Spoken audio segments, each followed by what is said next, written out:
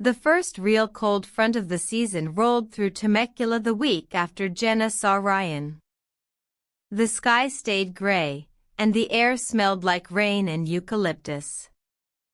Jenna had replayed the encounter once or twice in her mind, mostly at night, when the quiet pressed in. But the truth was, she wasn't shaken. Not really. Instead, she found herself noticing Aaron more, not just the way he looked, but the way he listened, how he laughed when she ranted about her impossible deadlines, how he always brought extra napkins because she was a messy eater with zero awareness. He'd quietly become part of her rhythm. That Friday evening, she stopped by his apartment after work. It was chilly, and she brought him a bag of frozen dumplings and a new wool scarf she'd impulsively bought at Target. "You're going full domestic girlfriend on me," Aaron joked, holding up the scarf. Jenna raised an eyebrow. "If you keep acting like a 40-year-old man who never turns on the heater, I'll go full wife mode and install a humidifier next." Aaron laughed and pulled her into a hug. "How was your day?" "Tiring," she sighed into his chest. "But less annoying now." He kissed the top of her head. "I ordered hot pot ingredients. Want to start prepping?"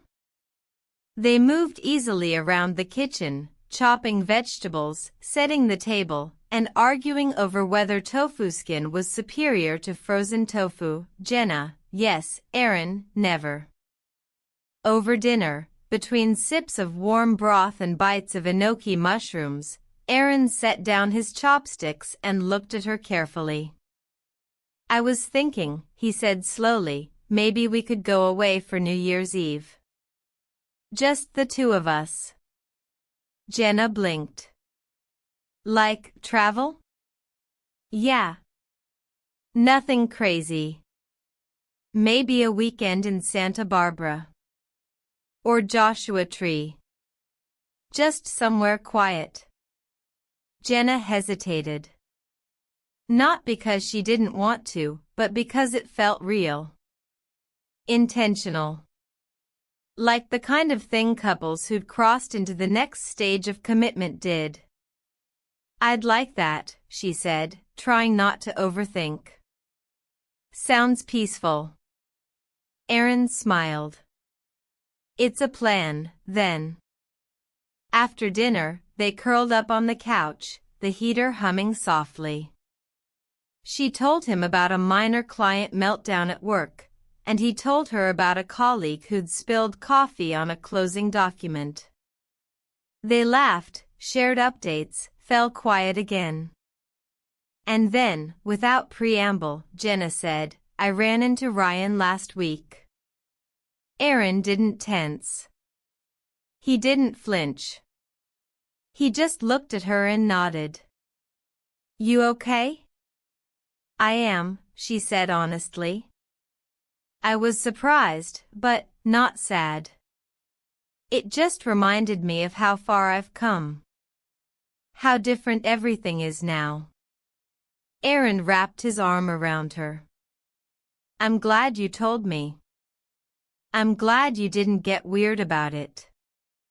"I mean," he said with a smirk, "you did pick me in the end. Your taste clearly improved." She rolled her eyes. "Barely." Aaron leaned in and kissed her gently. "I don't care what your story was before. I care about the one we're writing now." And somehow, those words settled something inside her, the last sliver of doubt, the last ghost of insecurity.